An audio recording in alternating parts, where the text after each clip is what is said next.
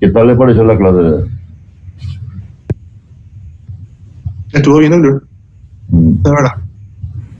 Hay algunos conceptos que yo quería agregarle, ¿verdad? Que estaba muy bien la clase, quería agregarle una de las preguntas dos o tres conceptos, ¿verdad? Una de las preguntas que uno de los alumnos, no sé quién la había hecho, era que preguntó si se puede hacer el diagnóstico de apendicitis con cólico renal, dijeron, no sé quién fue que había preguntado, ¿verdad? Así mismo, doctor. Creo que fue Andrew. Ajá. Y que, claro que se puede hacer todas las patologías de la dos, fundamentalmente, de cualquier lado, se puede hacer diagnóstico. Lo que hay que tener en cuenta era que, no sé si quedó claro o no, era que para hacer el diagnóstico de una patología, tanto del apendicitis como del cólico renal, todas, desde el comienzo siempre le digo yo a los alumnos que hay que tener en cuenta que cómo se hace el diagnóstico de una apendicitis o de un cólico renal o cualquier otra patología, se hace por la historia clínica, el examen físico y los métodos de diagnóstico. Con esos parámetros nunca se van a equivocar. La historia clínica, el examen físico y los métodos de diagnóstico. Pues ahí tienen en cuenta cuál es la historia clínica de una apendicitis. A ver si ya dieron, ¿verdad? Sí, Ya dieron la apendicitis, ¿verdad? ya vimos. Y cólico renal. Cólico renal Todavía. todavía no. Ah, y por eso, la apendicitis tiene esa historia. La historia clínica de la apendicitis, ya saben que es un dolor en el epigastrio que se irradia, la triada de Murphy, y el examen físico, que es dolor en la fusileca derecha, Bloomberg, y los métodos de diagnóstico para confirmar el diagnóstico. Y el cólico renal también tiene esa historia, ¿verdad? Entonces es importante hacer la historia. Un paciente que viene se puede confundir perfectamente la historia de una apendicitis con un cólico renal. Pero por eso tiene su historia, el examen físico y los métodos de diagnóstico. Uno sigue esos pasos y siempre se va a orientar correctamente a hacer el diagnóstico de una enfermedad. No es cuestión de hacer un acertijo como ese autopaneo, y cualquier cosa puede ser, ¿verdad? Pero la cuestión no es acertar, la cuestión es coordinar y hacer el diagnóstico, ¿verdad? Por eso la historia de un dolor abdominal viene y puede ser cualquier cosa, ¿verdad? Puede ser una apendicitis, puede ser un cólico renal, pero cada uno tiene su historia, ¿verdad? Cada uno su historia. Y a veces con la historia uno ya se orienta perfectamente hacia qué patología va a irse. Por ejemplo, un dolor en el epigastrio, tiene una historia de un cuadro apendicular con la historia, ¿verdad? Siempre van a pensar en una patología gastrointestinal, puede ser, ¿verdad? No van a ir a pensar pues, otra patología que no tiene nada que ver con el intestino, fuera del intestino, ¿verdad? Entonces lo importante es tener en cuenta la historia, el examen físico y los métodos de diagnóstico. Cada patología tiene su historia, su examen físico y sus métodos de diagnóstico. Con esos parámetros uno puede orientarse hacia qué patología. Porque la apendicitis tiene una historia y el cólico renal tiene otra historia. A veces la historia es parecida, no se puede diferenciar, entonces se recurre al método de diagnóstico, al examen físico y a los métodos de auxiliar de diagnóstico para hacer el diagnóstico diferenciado. ¿Se entiende eso? Sí, doctor. Y otro concepto que me recuerda ahora es que el doctor le había preguntado en una parte por qué había tanto temor anteriormente en la antigüedad a la cirugía y que había mucha mortalidad, alta mortalidad. En cirugía fundamentalmente que había una mortalidad intensa, por eso que las patologías, las cirugías que se hacían tenían una alta mortalidad. ¿Por qué era eso? En un momento dado le había hecho una pregunta. No había antibióticos. ¿Cómo? No había antibióticos. Sí, no había antibióticos por la infección, ¿verdad? Por la infección que había. Era por la infección, que es el motivo de nuestra clase de hoy, ¿verdad? La infección y la inflamación. Anteriormente no había antibióticos, no había nada, y prácticamente se recurría a la suerte, ¿verdad? El paciente tenía suerte, o el cirujano tenía suerte y no se inflamaba, no se infectaba, o tenía mayor o menor grado de infección, entonces el paciente salía, o si no se moría, ¿verdad? Hasta que hubo un hecho hasta que hubo un hecho fundamental en la historia de la medicina en que fue descubierto los antibióticos, ¿verdad? ¿Quién fue el precursor que hizo el antibiótico, el descubrimiento de los antibióticos? Un sabio. ¿Quién fue? ¿Quién le parece, verdad? Habrán leído eso a lo mejor en microbiología o bacteriología, que ya estudiaron todo, ¿verdad? El gran sabio que hizo el descubrimiento de la teoría microbiana o parasitaria de la infección fue Pasteur. Pasteur. Él fue el que hizo el descubrimiento de que la infección estaba desarrollada o inflamación por un parásito. Anteriormente nadie, un tabú, nadie ni pensaba en eso, ¿verdad? Y Pasteur fue el que hizo el descubrimiento que la infección estaba causada por la teoría parasitaria de la inflamación. Y hasta que vino después Joseph Lister, que es el padre de la medicina moderna en cuanto a la asepsia y la antisepsia. Esos dos factores fundamentales entre la infección causada por un parásito y la asepsia y la antisepsia, descubierta por Joseph Lister, vino a revolucionar la evolución de las cirugías y de las inflamaciones y las infecciones. A partir de ahí vino a cambiar totalmente el pronóstico de las cirugías y de las infecciones de los pacientes que tenían. El descubrimiento de los antibióticos y de la asepsia y la antisepsia. ¿Se entiende eso? Sí, doctor, excelente. ¿A qué es la asepsia y la antisepsia? La asepsia y la antisepsia, así como la teoría de la parasitaria de la infección está causada por un parásito, ¿verdad? La penicilina fue el primero que se descubrió, ¿sí? Entonces, la teoría de la asepsia y la antisepsia, ¿en qué consiste?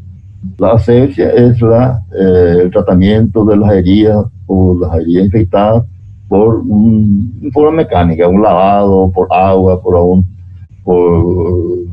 concepto, por un elemento químico como el G6, ahora hay el G6, anteriormente no había, era agua y agua. Y la antisepsia es el tratamiento de la herida, esa tratada ya con el uso de un localmente con un tratamiento de antiséptico. Eso es la asepsia y la antisepsia. Bueno, ahora otra cosa, antes que me olvide, que le quería contar era, ayer he hablado mucho del concepto del RCP. ¿Entendieron eso del RCP? ¿Qué es lo que es?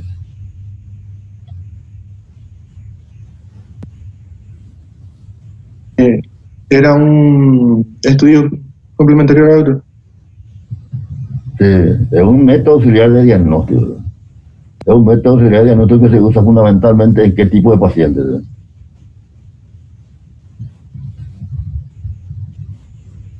Pacientes que tienen sospecha de cólicos biliares. Sí. Fundamentalmente de ictericia. Fundamentalmente tienen pacientes con antecedentes o pasado presente de ictericia. Entonces, se hacen todos los estudios localizados, análisis, examen físico, todo al comienzo, todo lo que hay que hacer, y al final se hace el estudio. Actualmente era con la resonancia magnética, eso no hay en todos lados, ¿verdad? Pero lo que más hay es el RCP, que es la colangiografía retrógrada endoscópica, ¿verdad? Colangiografía retrógrada endoscópica, que es un método de diagnóstico de una radiografía, es un sistema de hacer una radiografía, que se introduce un tubo, un endoscopio, por la boca, la nariz, y se estudia, se ve todo, el estómago, todo, y se llega hasta la papila, hasta la papila, ¿verdad? Y ahí se introduce, se canaliza el orificio y se manda un contraste. Y se hace una radiografía del árbol biliar, que es para diagnóstico. Entonces se localiza el cálculo intercolobociano y ahí se saca.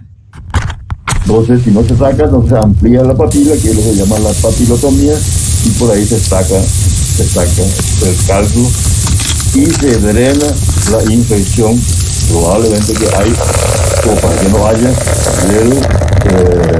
del colegio. Aquí viene un café con la anquicia. La colanquitis es la infección de la bilis que está en el cordero, ¿verdad? Entonces se drena eso con la patilotongia. ¿Se entiende eso? Sí,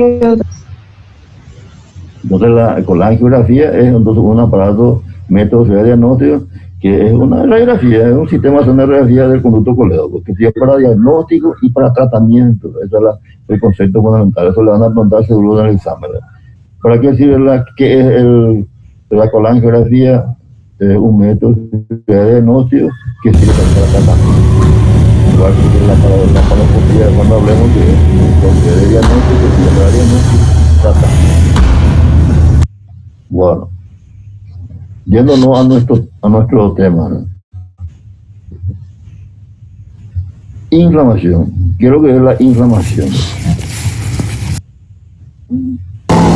La inflamación. El organismo, ante una agresión, está capacitado. El organismo, ante una agresión, reacciona el organismo, ¿verdad? Tiene la capacidad como para reaccionar y defenderse, autodefenderse del agresor externo del agresor. Entonces, ¿qué es lo que produce? Produce una serie de reacciones dentro del organismo como para defenderse, autodefenderse del agresor, como le digo, ¿verdad? Pues el organismo tiene que defenderse, pues si el organismo no se defiende y a veces nosotros los médicos no le ayudamos a que se defienda, entonces por lo menos el organismo se va a autodefender. Y para eso hace una serie de reacciones fisiológicas y morfológicas que hacen que se produzca una serie de modificaciones dentro del sistema eh, circulatorio y morfológico y inmunológico del organismo, ¿verdad? Hay una serie de reacciones que son, como le digo, ¿verdad?, fisiológicas vasculares, exudado líquido y exudado celular. ¿Qué quiere decir eso, verdad? Al haber una reacción, una agresión al organismo, ¿verdad?, se produce una serie de modificaciones vasculares. ¿Qué hace eso? Se produce un enrojecimiento de la zona y hace que se produzca una serie de exudado de líquido, salida de líquido, y conjuntamente con el líquido aparece el exudado celular. Ahora, todo eso, ¿verdad?, hace que el organismo, como le digo, ¿verdad?, conjuntamente, simultáneo, no es que, por ejemplo, que sea, ¿cómo se llama?, por partes. Directamente uno va concatenado con otro, ¿verdad? A la vez una reacción vascular, hay salida de líquido y exudado celular. ¿Y eso qué hace? ¿Verdad? Produce lo que habrán escuchado, se produce una reacción localizada en la zona de la agresión. A la vez una herida, por ejemplo, una herida o un traumatismo, produce una reacción del organismo ante esa agresión.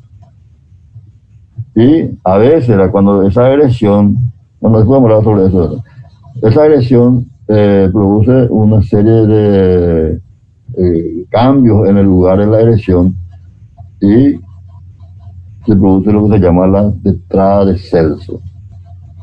Habrán escuchado más de una de la tetrada de Celso, ¿verdad? Porque ese es un término antiguo, ya no es de ahora nomás.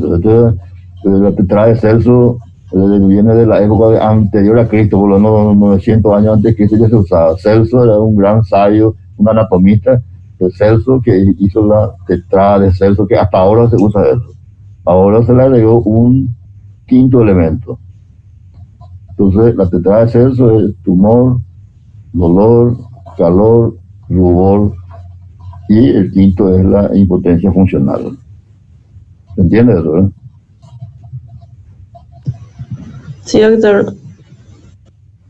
Entonces, ¿qué es lo que produce el organismo? Produce entonces la tetrada de Celso, que es un tumor que duele, que tiene calor y rubor y que hace que le hace una impotencia funcional, ¿verdad? Esa es la tetrada de Celso, ¿verdad? Luego se le agrega un quinto que es la impotencia funcional, ¿verdad?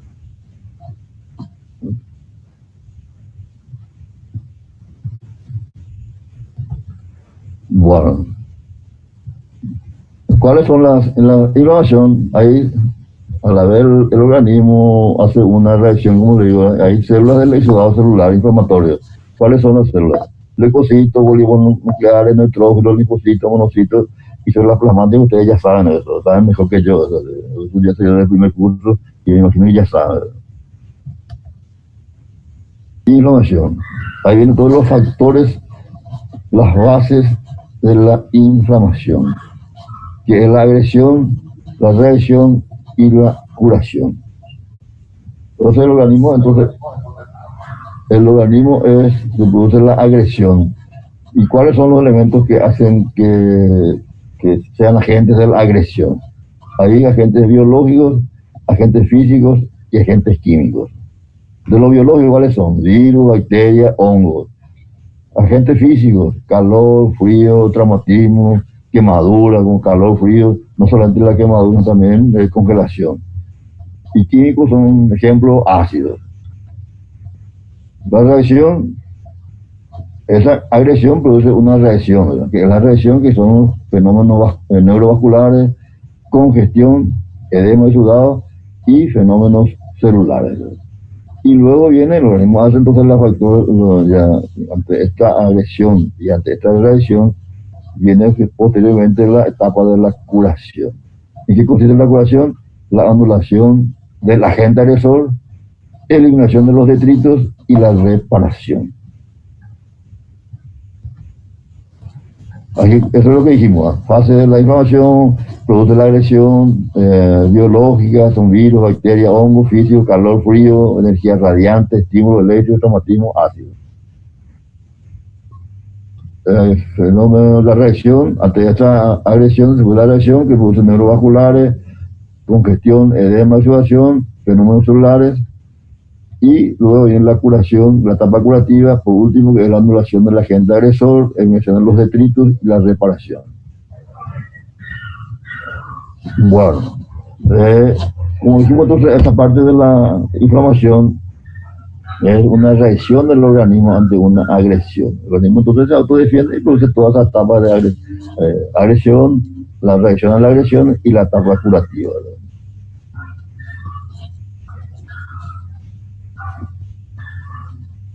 Bueno, hay términos que antes que después de terminar esto vamos a actualizar. Porque anteriormente había una serie de términos prácticamente se superponían y cada uno tenía su concepto. Entonces había hecho ahora ya es antiguo otra vez, es un congreso en Atlanta, se reunieron todos los sabios y hicieron una reunión para unificar criterios.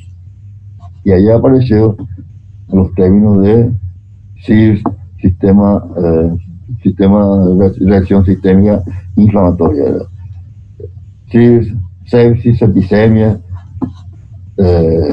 shock séptico, que son los términos que actualmente se usan.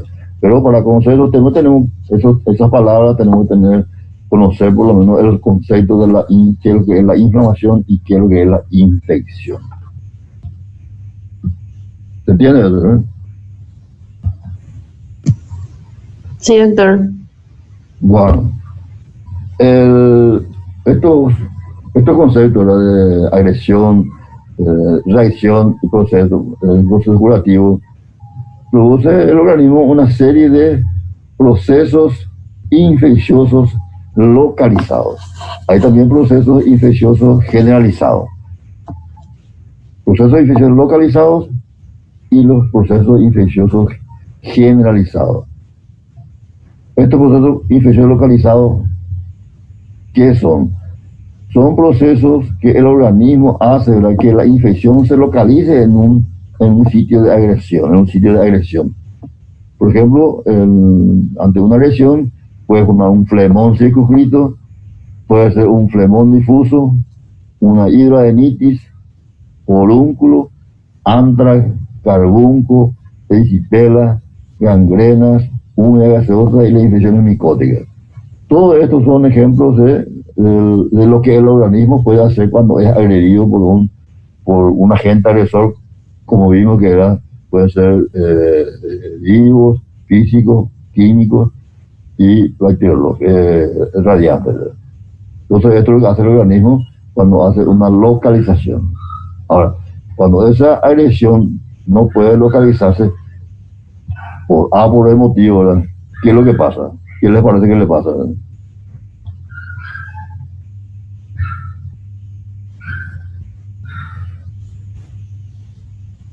Cuando me escuchan ahí, Se disemina.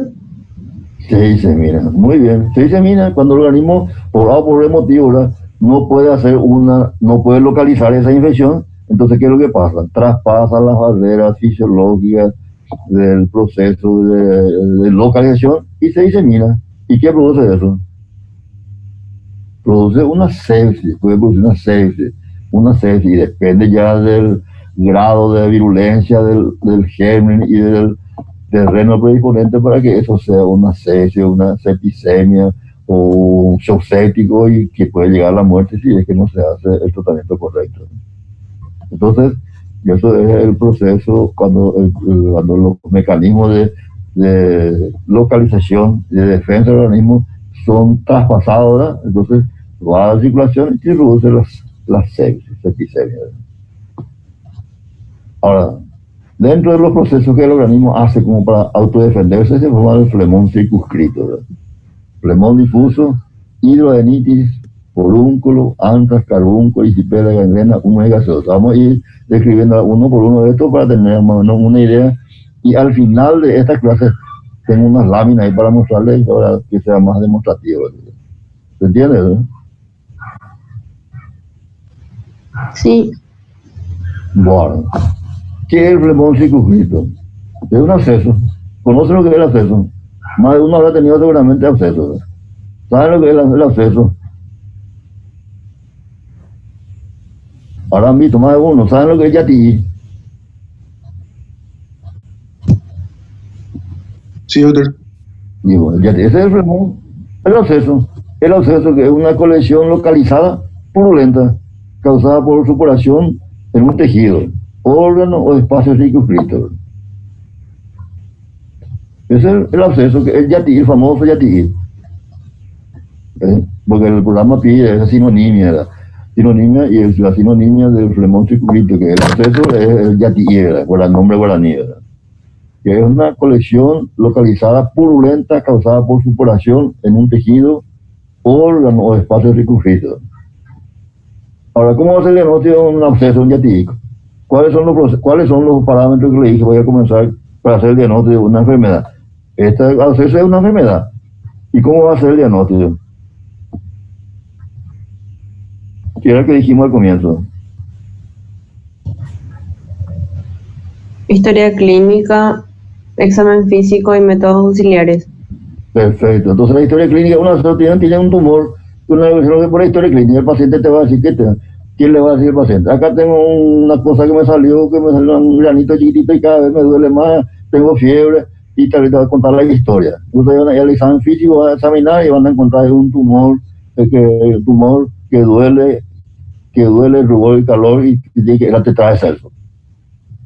Ese es el diagnóstico, se hace por la historia, el examen físico. En este caso no va a ser, aparte con el diagnóstico de un flemón circunscrito, un absceso, con la simple historia del examen físico va a ser el diagnóstico. Si tenés duda por algún motivo, entonces le va a hacer los métodos de diagnóstico. ¿Qué es lo que le va a hacer como métodos de diagnóstico para hacer el diagnóstico de un absceso? No va a hacerle una ecografía. Si quiere hacerle, puede hacerlo. Si quiere hacerle gastar, pues le va a hacer. Pero con la historia del examen físico va a ser el diagnóstico de un absceso.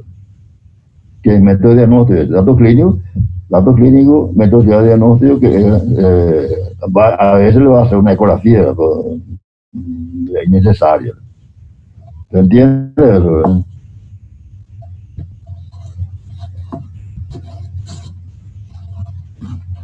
Bueno, entonces la colección supurativa causada en un tejido, órgano o espacio circunscrito. Y estáfilo es la gente agresor fundamentalmente. ¿La evolución cuál es? ¿La evolución del absceso cuál es? Si el absceso no se trata, ¿verdad? ¿Qué va a hacer? Va a reventar seguramente, va a hacer un drenaje espontáneo como dice la gente, o pus, se revienta y va a drenar. ¿Y cuál es el tratamiento del absceso? El drenaje. ¿Qué quiere decir drenaje? De vaciar, así como ayer le dijo el doctor Juanego con la colangitis, que es lo que se hace con el pus que hay en el colédoco. Se drena, y esa es la colección, ese es un absceso localizado en el colédoco, es un absceso, se drena con la papilotomía que se hace con la RCP, con la colangiografía retrógrada que se hace para el diagnóstico y para el tratamiento. Se drena, se abre la papila y se drena el pus que hay en el colédoco. Igual que esto, es un absceso, se abre y se drena. Ese tratamiento. Y está acompañado del tratamiento correspondiente de antibiótico analgésico. ¿Se entiende eso? Sí, doctor. Wow. Flemón difuso. ¿Qué quiere decir flemón difuso? ¿Cuál es la diferencia entre localizado y difuso? ¿Qué es difuso? ¿Verdad? Es una celulitis o infección cutánea difusa migratoria. Es diferente que el absceso. El absceso es un tumor inflamatorio localizado. En cambio, el flemón difuso es una infección generalizada, que es una celulitis. ¿Habrás escuchado una celulitis? ¿Qué es la celulitis? O un ejemplo de celulitis. ¿Qué les parece que es una celulitis?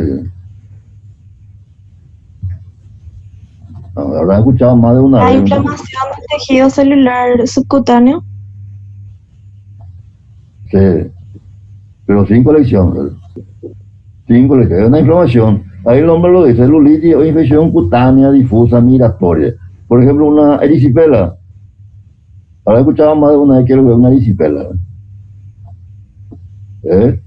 Una inflamación difusa, inflamatoria, edematosa y a veces supurada en tejidos compactos. Es una inflamación, por ejemplo, de una pierna. Un diabético, por ejemplo, un diabético que tiene la defensa disminuida o un otro inmunodepresivo, tiene una infección en la pierna, o un brazo, a un lado, entonces eso hace una celulitis, hace una infección difusa, que no es localizada y no tiene un foco supurativo. ¿Cómo se hace el diagnóstico? Por la historia, el examen físico y los métodos de diagnóstico. Todos los datos clínicos. Generalmente la virulencia es mayor, es más grande porque un paciente generalmente es disminuido en su defensa. El signo físico de un edema, de dolor de una pierna, por ejemplo, un diabético, y el tratamiento. Hay diferencia entre el flemón circunscrito y el difuso. ¿Cuál es la diferencia? El flemón circunscrito se drena, es una colección de pus, y el difuso, ¿qué se hace? Tratamientos médicos generalmente de entrada. ¿Qué quiere decir eso? Médico que hace un reposo y se hace tratamiento médico, a ver si retrocede eso o no. Pero eso no todas las veces retrocede. A veces no retrocede, entonces hay que hacer una cirugía también. Esa es la diferencia y pues hay una diferencia entre el pronóstico. ¿Se entiende esa parte o no se entiende? El tratamiento del flemón circunscrito y el difuso. Sí, doctor. Porque eso le van a preguntar, en el examen le van a preguntar el tratamiento entre un flemón y un difuso. Por ejemplo, bueno, también puede ser tratamiento de una apendicitis, de una colegistitis. Le van a preguntar qué es lo que se hace, no la técnica, antes no se le va a preguntar, pero qué es lo que hay que hacer. Un flemón circunscrito hay que drenar, es una bolsa de pus. En cambio, el difuso se hace tratamiento médico, contemplativo con antibióticos y reposo. Y se hace tratamiento médico y se ve la evolución. A veces se llega a operar el flemón difuso. ¿En qué momento se opera? Cuando no mejora. Entonces, ¿qué es lo que se hace? No se hace un drenaje de una colección, sino se hace una serie de incisiones en el lugar, en la pierna, por ejemplo, o el lugar que está afectado. Se hace una serie de incisiones y se hace un debridamiento. Un debridamiento, eso para aflojar la infección que está en el miembro afectado. Se hace un debridamiento, pero no hay colección. Es un debridamiento para liberar el tejido que está necrótico, infectado debajo de la piel. Y la diferencia de pronóstico, ¿cuál es? El difuso generalmente en pacientes que está El difuso es pacientes que están con defensa disminuida. Por supuesto que la diferencia del pronóstico va a ser diferente que un pulmón circunscrito. Hidroadenitis. Ahora he escuchado más de una que es lo que es hidroadenitis. ¿Saben lo que es la hidroadenitis? El golondrino. Más de uno habrá tenido. O sea, el golondrino es el acceso de las glándulas sudoríparas, fundamentalmente de la axila, ¿verdad? En la axila. Es un acceso que está localizado en la axila. Es el acceso, es la infección de las glándulas apócrinas de la axila. Son las glándulas sudoríparas, generalmente causado por estáfilos y produce los signos y síntomas, produce la misma cantidad de signos y síntomas de una tetrada de Celso, que es, como dijimos, un acceso localizado. Es una infección localizada que está localizada en la axila, que es como si un hidroadenitis o golondrino, el nombre que está sinónimo. ¿Por qué se le llama golondrino? ¿Alguien sabe? ¿Por qué les parece? Tiene un acceso en la axila, ¿verdad? Eso duele. Tiene un tumor que duele de rubor, calor, como si una tetrada de Celso, y duele. Y uno no puede bajar el brazo y está con el brazo levantado generalmente. ¿Por qué? Porque al bajar le va a doler. Entonces con el brazo levantado, generalmente el hombro levantado, de ahí viene el sinónimo de golondrino. ¿Por qué? Porque está como aparentemente con una golondrina. ¿Verdad? ¿Se entiende eso? Claro. ¿Y cuál tratamiento de la hidroadenitis? El drenaje. La misma cosa. Es una infección localizada, drenaje. Ahora, en cuanto al drenaje, un concepto hay que tener en cuenta, antes que me olvide, ¿verdad? El drenaje consiste en abrir y vaciar el contenido purulento que hay dentro de la infección localizada. Pero de esos drenajes hay que deunidar y sacar todo, lavar con antisépticos y dejar un elemento dentro de la cavidad para que no se cierren los bordes de la herida que uno hizo para el drenaje. ¿Por qué? Porque si uno drena y le deja un drenaje, ¿qué va a pasar con los bordes de la herida? Se va a juntar y se va a coleccionar otra vez el líquido purulento. Entonces se deja un elemento de cuerpo extraño, como sea una lámina de goma o cualquier elemento, para que no se junten los bordes de la herida y que se forme una fístula. Y esa goma, ese cuerpo extraño se retira a las 24, 48 horas y ya no se van a cerrar los bordes y va a seguir drenando espontáneamente. ¿Se entiende eso? ¿No? Ese es el drenaje, eso en cuanto a tratamiento. ¿No?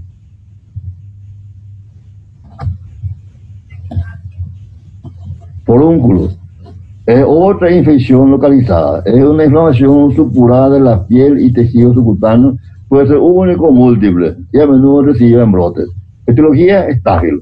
Signos y síntomas, dolor, informa tumor pequeño. Tratamiento generalmente es médico y si no es drenaje. Antrax. Antrax es un término antiguo, hasta ahora existe. Hay mucho menos, pero hay que saber porque más de uno le va a preguntar qué es un antrax. Es una infección más profunda causada por forúnculos que se difunden debajo de la fascia profunda y luego se abre, pasa a la superficie y crea muchas fístulas cutáneas que expulsan supuraciones. Un ejemplo es un forúnculo, pero un forúnculo que está, por ejemplo, en una zona, por ejemplo, en la espalda, donde hay un tejido subcutáneo que es duro, entonces no puede infectar, no puede expandirse hacia la profundidad, entonces expande en superficie lateralmente, se infecta y tiene varias bocas.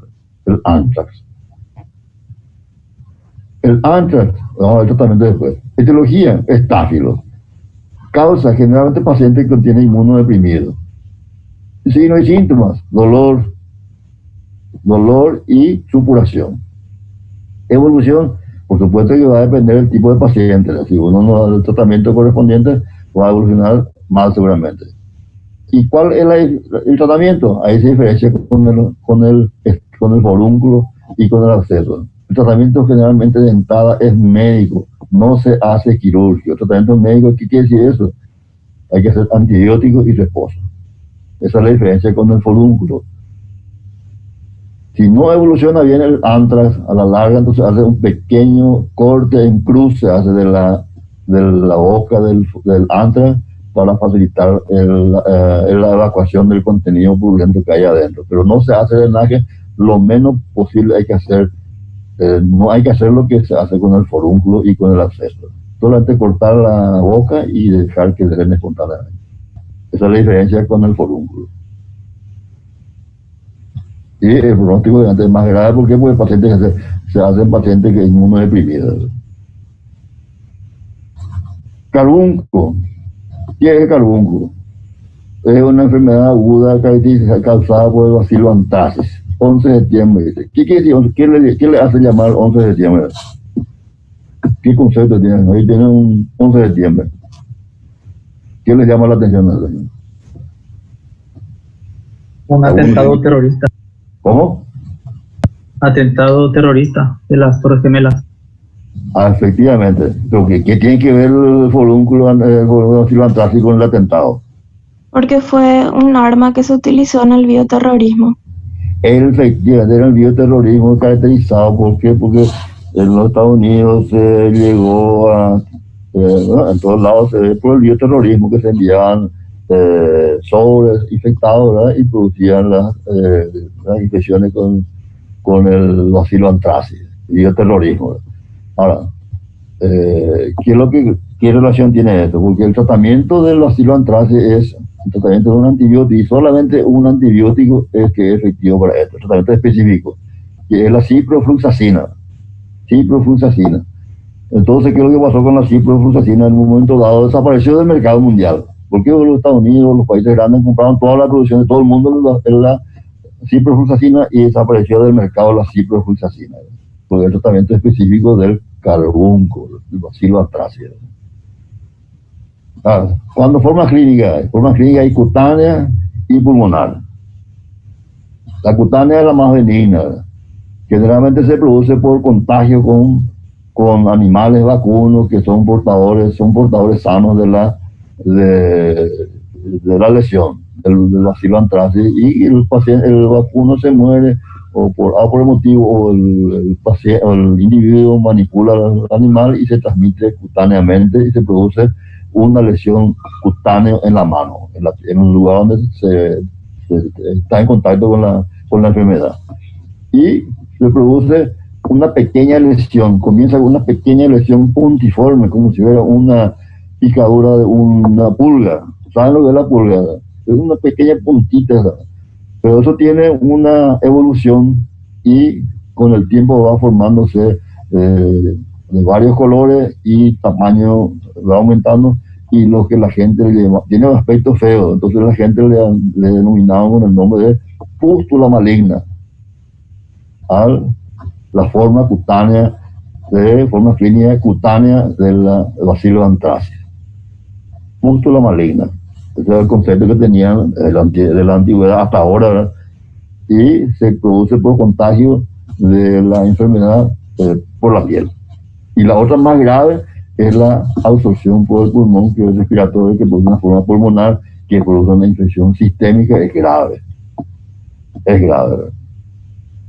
Sí, no hay síntomas, como digo, ¿verdad? La forma cutánea es la pústula maligna, que es un pequeño tumor que tiene varios colores y que tiene aspecto maligno, por eso le llaman pústula maligna, pero no es maligno, ¿verdad?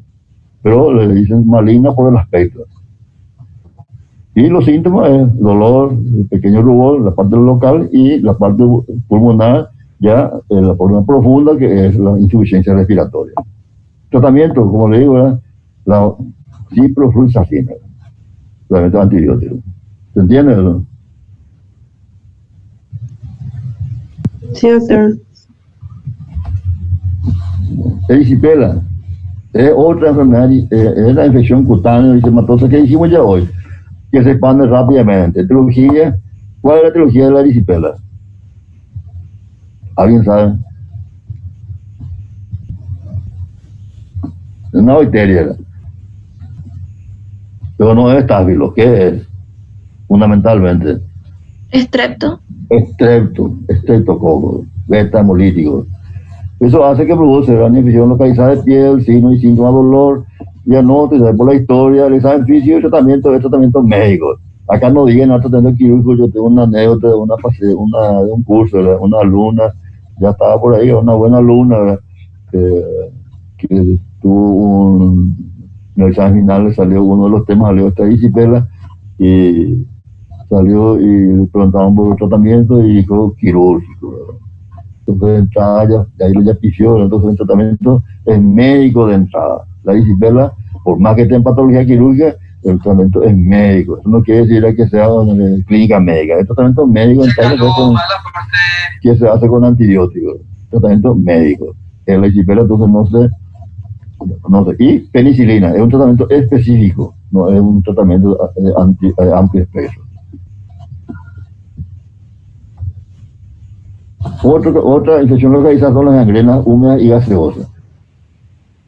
En este momento, actualmente, ¿verdad? Donde hay muchos accidentes, fundamentalmente de motos, grandes accidentados, que se producen heridas grandes, heridas sucias. Entonces, se produce una necrosis de los tejidos contusos, isquemia y produce una infección bacteriana sobreagregada.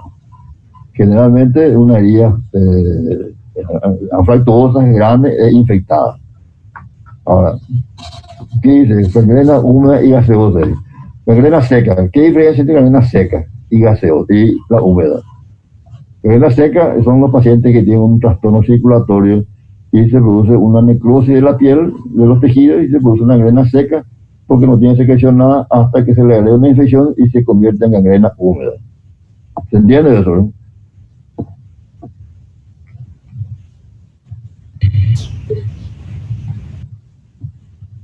Si no tiene, pregúnteme, no. Ahora, ¿qué diferencia entre qué es la gangrena gaseosa? La gangrena gaseosa, ¿verdad? Es, como dijimos, ¿verdad? Es una herida anfractuosa, fea, sucia, entonces que está causado por gérmenes que producen gaseosa, gas, ¿cómo se llama?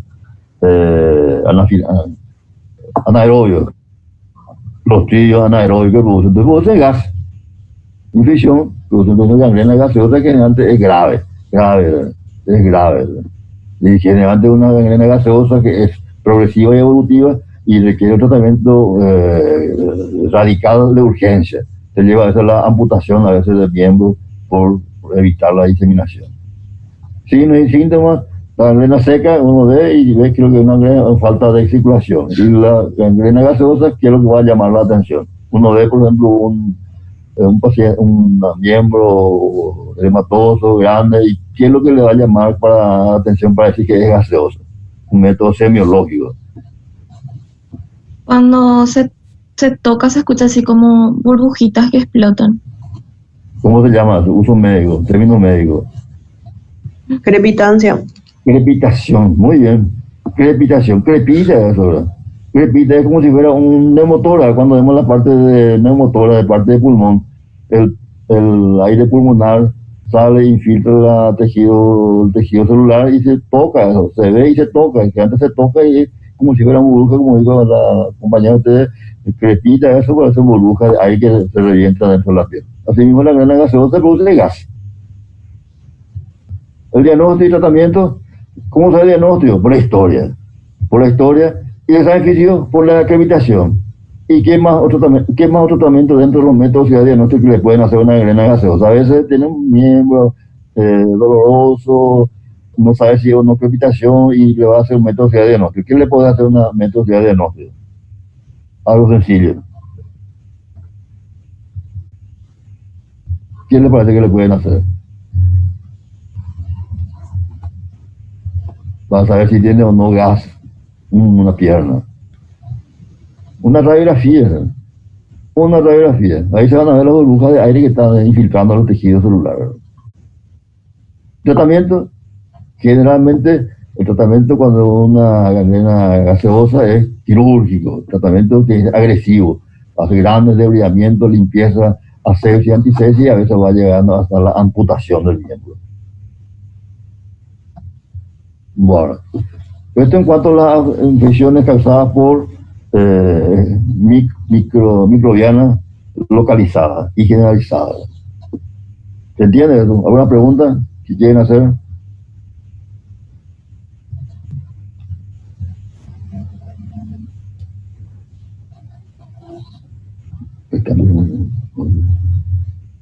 Bueno,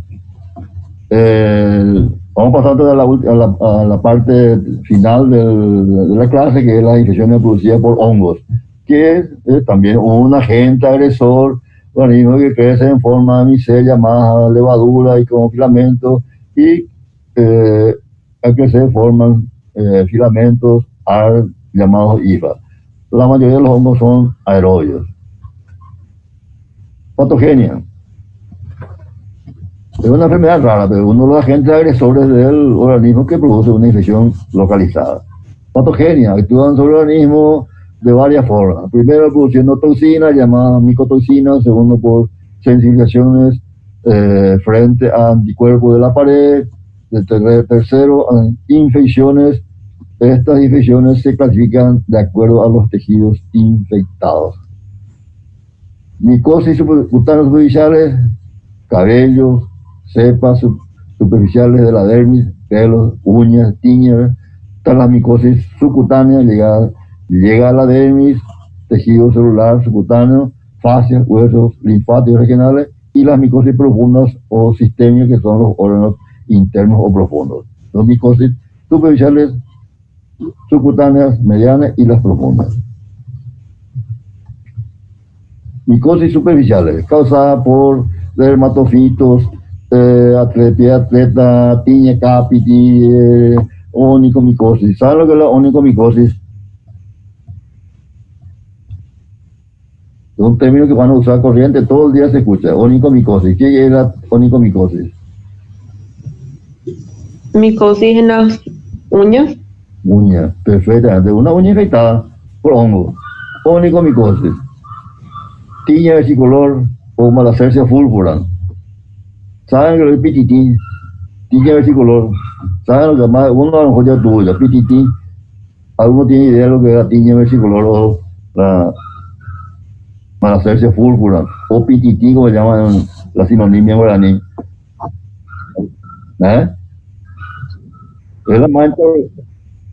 Es mancha blanquecina en la piel.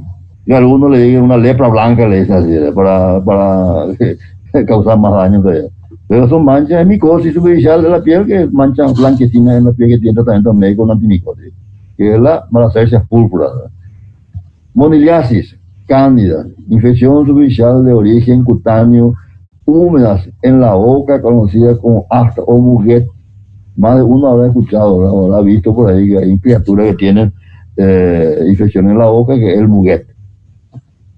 Tratamiento de eso, claro, es violeta genciana. La violeta genciana es un antiséptico, se usa, tiene un líquido de forma azul, se le pinta todo azul la boca como para a la criatura para hacer tratamiento de la violeta del muguet. Después están micosis profundas, penetra el organismo por pequeñas lesiones de la piel y forman granulomas, abscesos superficiales cutáneos en los ganglios exudados y en forma de exudado. Micosis profunda puede tener origen superficial al diseminarse, pero lo más frecuente es que se contraen por inhalación de las esporas que originan el pulmón, lesiones granulomatosas, en general autolimitados y asintomáticos. Dependiendo de la defensa y grado de inoculación, pueden ser agudas, subagudas y crónicas, con diseminación a todos los órganos. Acá lo más importante ahí tener en cuenta, ¿verdad?, son las micosis superficiales, que son las tiñas, la onicomicosis, y dentro de las subcutáneas están las candidiasis, cándidas. Y en las profundas hay dos o tres que hay que tener en cuenta, que son las poroticosis, la blastomicosis, que son las patologías micóticas más frecuentes. Dentro de las profundas, las micosis profundas, ¿qué es lo que hay que tener en cuenta en cuanto al diagnóstico diferencial y al pronóstico? En el Paraguay hay una enfermedad que es endémica, que es de patología regional. ¿Cuál es esa? ¿Cuál le parece? Que es una patología regional frecuente que hasta ahora existe en gran cantidad, que es la tuberculosis. Entonces hay que hacer el diagnóstico de una tuberculosis, una patología regional muy frecuente de las micosis, que son también relativamente frecuentes. ¿Cómo se diagnóstico? El test cutáneo, por la historia, ¿verdad?, como dijimos, y los métodos de diagnóstico del test cutáneo, prueba serológica, observación directa o curativo cultivo por saburo y la biopsia. Ahí está, micosis de difusiones profundas de importancia regional, madromicosis, proticosis, actinomicosis, que tiene una variedad cervical, pulmonar y abdominal, no cardiosa. Esto hay que tener en cuenta, hay que tener datos, no hace falta que sea demasiado profundo, ¿verdad? Pero por lo menos hay que saber qué quiere decir cada uno de ellos. Mitocosis, micosis, blastomicosis sudamericana, versión blastomicosis neuromatoma.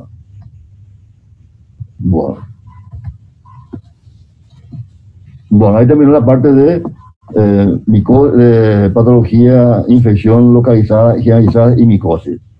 Una parte que le quería agregar antes de terminar es la parte de cuando la enfermedad se hace sistémica, se produce una bacteriemia, una septicemia, llega a la sepsis. Ahora, ¿eso qué es lo que hace? El tratamiento, ¿cuál es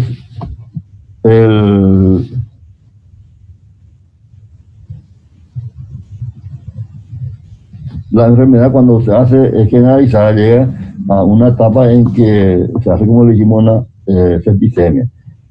Como dijimos, el organismo, al siendo agredido por un germen externo, produce una reacción sistémica, que es lo que se conoce con el nombre de SIRS, que es una sigla de síndrome de respuesta inflamatoria sistémica. SIRS. Ahora, el SIRS es un elemento una serie de elementos compuestos por reacción celular, celular, exudado, como se llama, de fiebre y disminución y temperatura. Ahora, cuando esa SIRS, que es la respuesta inflamatoria, es producida por un germen infeccioso, que una patología, se produce entonces la sepsis. La sepsis es el SIRS causado por infección que hay que demostrarse por cultivo, por hemocultivo. Ahora, esa sepsis, si no se domina, ¿a qué va? Va a una sepsis severa y puede irse a un shock séptico y produce la muerte. Entonces, para eso hay que hacer el tratamiento correspondiente de la sepsis. Cuando uno tiene una infección de una herida, o una herida así, por ejemplo, como dijimos, una venena gaseosa, ¿cuál es el tratamiento que hay que hacer? Se hace el tratamiento local y el uso de antibióticos. ¿Qué antibiótico se va a usar? De entrada, se hace un tratamiento antibiótico de amplio espectro, porque de entrada uno no va a saber qué antibiótico específico va a usar. Entonces hay que usar antibióticos de amplio espectro, que es la teoría típica del uso, empírica del uso de antibióticos, hasta que se tenga el resultado del cultivo del material y se haga el tratamiento específico. Eso en cuanto al tratamiento con antibióticos. Y por supuesto teniendo en cuenta la hidratación y el equilibrio hidroelectrolítico y todos los demás elementos del tratamiento de la infección. Otra cosa que tener en cuenta también es la virulencia del germen y el terreno predisponente. ¿Qué quiere decir eso? Que hay una relación directa, ¿verdad?, entre la virulencia del germen y el terreno predisponente. ¿Por qué? Porque en un paciente que está con un terreno predisponente, como un diabético o con alguna enfermedad subyacente, entonces es un terreno favorable para que la infección se disemine más rápidamente, más agresiva. Entonces hay una relación directa entre el germen productor y el terreno predisponente, porque el organismo tiene su mecanismo de defensa del organismo para que esa infección no se haga generalizada. ¿Cuáles son los elementos de infección del organismo para que no haya infección o una infección? Tiene elementos celulares, elementos plasmáticos y tiene que estar íntegro como para que no haya la penetración del organismo dentro del organismo. Bueno, esos son los temas que más o menos quería agregar, ¿verdad?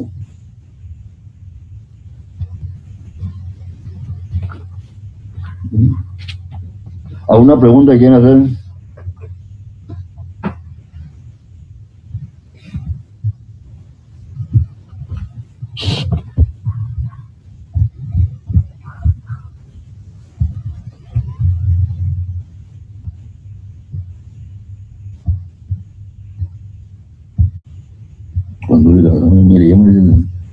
Están con estado 24. Ajá.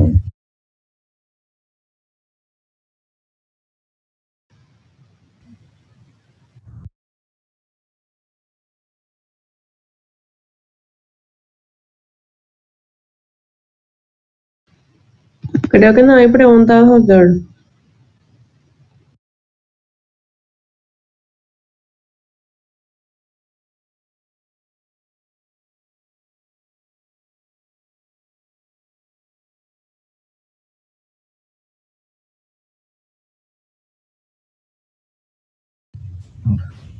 ¿Qué me dijeron?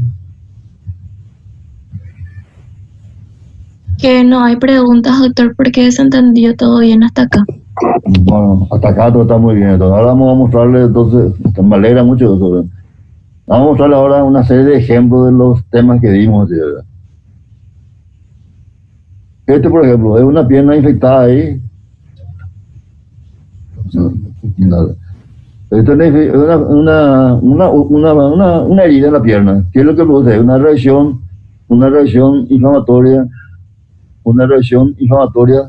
Esta es la herida, y tiene una reacción inflamatoria alrededor que produce la tetrada de Celso, ¿verdad?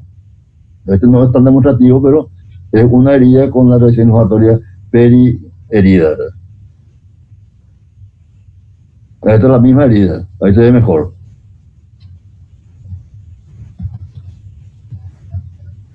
Hay otra herida, otro miembro. Ahí tiene una reacción inflamatoria de toda la pierna con reacciones vasculares, reacciones localizadas y un miembro edematoso, doloroso, urgente, que es una infección, un flemón difuso con zonas de infecciones localizadas que son las ampollas estas que tiene acá. Pero todo esto es un flemón difuso. ¿Esto qué es lo que le vas a hacer? Si un tratamiento médico de entrada, pero si es que no mejora, entonces hay que hacer un tratamiento quirúrgico que consiste en debridar, cortar en esta zona, cortar otra zona así, ¿verdad? Acá también cortar, hacer una serie de ventanas para drenar. Ese tratamiento quirúrgico se hace un flemón difuso. Esto es una quemadura infectada. Esto es la misma cosa, ¿verdad? Esto es un ejemplo que le vamos a decir. Este era un paciente que estábamos atendiendo, ¿verdad? Como para operarle un tumor cervical tenía acá, que aparentemente entraba en el tratamiento médico, entraba y se le comenzó a hacer el tratamiento, que por el motivo se fue, no vino más, y después vino así, seguía con dolor, no había rubor, no había calor, nada, no había dolor y tumor. No había nada otra cosa. Y se estaba preparando para hacer tratamiento quirúrgico, ¿verdad? Después no vino más. Después, antes pasaba, este es el ejemplo clásico de un absceso. ¿Ven esto? Este es el absceso, ¿verdad? Una pierna, este es el absceso. Es una infección localizada, ¿verdad? Con un rubor, tumor, calor, dolor y impotencia funcional, ¿verdad? Este es el famoso absceso localizado, ¿verdad? Esta es la misma cosa, rubor, tumor, calor. ¿Cuál es el tratamiento de eso? El drenaje, eso hay que drenar, cortar acá y vaciar eso y dejar un cuerpo extraño para que no se cierren los bordes de la herida. ¿Se entiende eso, verdad? Sí, doctor. Bueno. Esa es la misma cosa, tumor, rubor, tumor y calor. Este mismo paciente, después de un tiempo ya vino así. Que estamos viendo que es un tumor de cuello que habíamos tratado, de que médicamente ya había que. Ahí ya vino con un tumor, rubor, tumor, calor, dolor, impotencia funcional. Entonces, ¿qué es lo que había que hacer? Había que drenar, solo el drenaje, esto había que hacer. Operar drenaje. Este mismo paciente, era un tumor que ya estaba por reventar. Era un absceso de todo el cuello, prácticamente. Que pasó más o menos 10, 15 días cuando vino la primera vez y pues vino ya así, ¿verdad? Esta es cuando comenzó y es la evolución. Ahí se ve la evolución. Este es cuando comenzó y este es el final. Un nuevo tratamiento, ¿verdad? No se trató porque no había cama para internarlo, no sé, había un problema social de por medio, ¿verdad? Por supuesto se le no este mismo paciente, este es un ejemplo. ¿Qué le llama la atención acá? de una mujer joven. Los ¿Cómo son? ojos. ¿Cómo los Ictericia, ojos? por ejemplo. Ictericia. Esa ictericia esta es una paciente que se había operado y le habían operado por un cálculo coleociano, ¿verdad? Y estos son los signos y síntomas que lo aparecen en la historia. Ella tenía dolor, tenía epigastralgia, dolor, y presentaba ictericia, coluria, cólera. Y se lo operó y se le dejó la sonda nasogástrica, esa que es parte del tratamiento. Es lo que acaba de llamar la atención, la ictericia. ¿Qué es el antrax? Antrax es una lesión que se produce en una superficie, una zona dura, ¿verdad? Entonces no puede ir en profundidad y se expande entonces en superficie, se va de acá hasta allá y eso va a llegar, puede llegar hasta allá, todo, ¿verdad? Entonces, ¿qué es lo que va a hacer cuando va a tratar esto? Se hace una incisión en cruz, se corta acá, así, y otro atravesando la herida. Se hace unas 4 lengüetas, pero sin hacer debrillamiento, nada, y se deja así, ¿verdad? Esto es el antrax,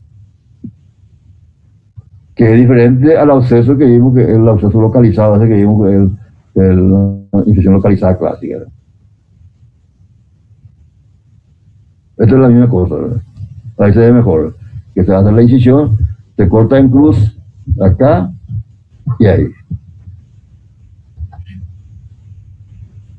¿Esto qué es? Es una axila. Es una axila, ¿verdad? Esto es la axila, ¿verdad? Ahí son los pelos de la axila y se va a caer un tumor, duele, tiene rubor, calor, y que hace que le imposibilice mover el brazo. Entonces lo que se llama la hidroadenitis, o golondrina, golondrino, como dijimos, ¿no? ¿Esto cuál es tratamiento? Drenaje. Este es un drenaje.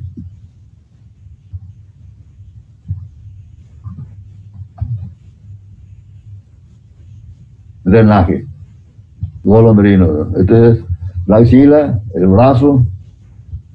Este es de la axila. Este es el pie de la axila. Este es el brazo y está el proceso inflamatorio que está acá, que esto hace que el brazo no se pueda apoyar por el cuerpo. Entonces está con el brazo del hombro levantado y simula una golondrina, ¿verdad? Este es un paciente que vino del interior con una infección generalizada, que es una sepsis, que un paciente fracturado que no se le ha dicho lo que había que hacer, hizo una infección del sitio fracturado, hizo una colección difusa inflamatoria de todo el miembro afecto, parte de la pared abdominal. Esto llegó a fallecer este paciente, hizo una infección generalizada. Este es el mismo paciente. Ahí la diferencia que hay. Él tuvo una fractura de cadera y la diferencia entre este miembro afectado, ¿verdad? Miembro afectado, acá está la fractura, no se le hizo lo que había que hacerle de entrada y por el motivo le hizo una infección generalizada, una sepsis que llegó a fallecer inclusive el paciente. Y ve acá la diferencia que hay entre esta infección, miembro afectado, edema de escroto y esta pierna que está sana, ¿verdad? La diferencia que hay entre uno y otro.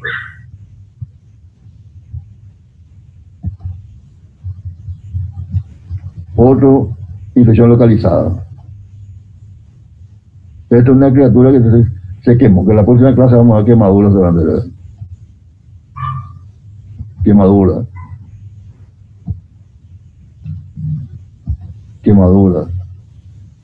¿Esto qué es?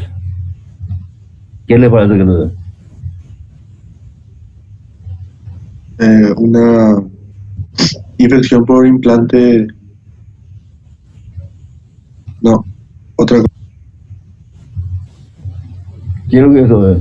Está demasiado demostrativo, no es ningún implante. Puede ser que sea implante, nada, pero ¿qué es lo que ves ahí? ¿Qué es lo que ves ahí? ¿Qué es lo que se ve? Una mastitis. Una mastitis, una mama inflamada. Es una mastitis supurativa, ¿verdad? Que es un absceso de toda la glándula mamaria, es un absceso supurativo, ¿verdad? Es una mastitis, una colección purulenta de la mama. Y se produce por una mastitis, ¿verdad? Se produce por vía ascendente, generalmente se produce en las madres que amamantan a los chicos, se produce una infección de los conductos y se produce una colección localizada. ¿Cuál es el tratamiento de esto? El tratamiento de esto es drenaje, por supuesto, drenaje, ¿verdad? Ahora, ¿cómo le va a tratar de esto? El drenaje quiere decir vaciar esta colección. ¿Cómo le va a cortar? ¿Le va a cortar así longitudinalmente o circular así? ¿Cuál de los dos le parece? ¿Así? Circular. ¿Por qué? Creo que a la larga va a quedar más estético alrededor del pezón. El tratamiento del paciente, lo que menos hay que tener más en la urgencia, y el paciente grave lo que menos tiene en cuenta es la estética. En todo caso, después se ve la parte estética. Acá el tratamiento de esto, la mastitis supurativa, se hace en forma longitudinal, así se hace. Ahí. ¿Por qué el fundamento? Porque pues, si hace en forma circular, acá si cortas, tú vas a cortar los conductos del lactóforo, vas a cortar más el conducto del lactóforo. Entonces lo que se hace es cortar acá, drenaje longitudinal. ¿Se entiende eso? Sí, doctor. Se vacía, se colecciona, se hace un lavado, todo y se deja un tubo de drenaje ahí. Esa es la mastitis supurativa. Bueno, vamos a ver. Bueno, vamos a ir más. Hay más.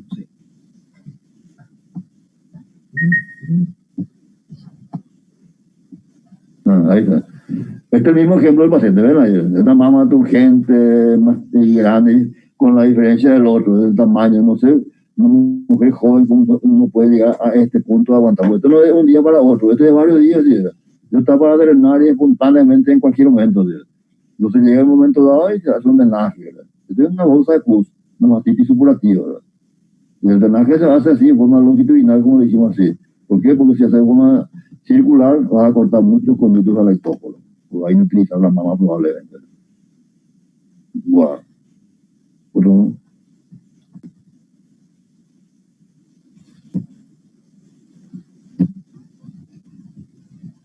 Bueno, esto es cuando hablemos en la próxima clase de cicatrización. Vamos a ver, esto es un paciente más mal nutrido, que tuvo una herida abdominal, está con colostomía, y se hace, cuando hablemos de cicatrización, vamos a ver cicatrización por primera, por segunda y tercera intención, que va a ser la próxima clase. Esta es la evolución del mismo paciente. Se hace una cicatrización por primera, por segunda intención, y a la larga queda así. Esta era una parte de la evolución del paciente, que tuvo una herida abdominal, se hizo colostomía, herida abierta, abdominal, todo, y con el tratamiento llegó a esto, al final. La estética se trata después. Esta es una señora que vino con un proceso agudo abdominal y falleció en una sala de urgencia. Ahí está, este es el último. No, este es lo mío paciente, lo mío ejemplo. No, es el último. Bueno, esto es lo que quería mostrar más o menos en la parte de infecciones localizadas, generalizadas y algunas demostraciones, así que ¿alguna pregunta?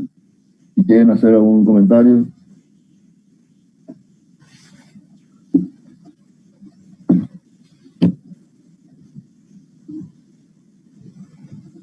Bueno. Bueno. 22. Bueno, muchas gracias y hasta la próxima. Vamos a estar en la próxima clase. Vamos a tratar de ir tratando de recuperarnos de a poco. Hoy dimos 2 clases, ¿verdad? Dimos la parte de infecciones localizadas y la parte de sepsis. Muchas gracias, doctor. Gracias, doctor. Dale. Gracias, doctor. Gracias, doctor. Dale, listo. Gracias a ustedes.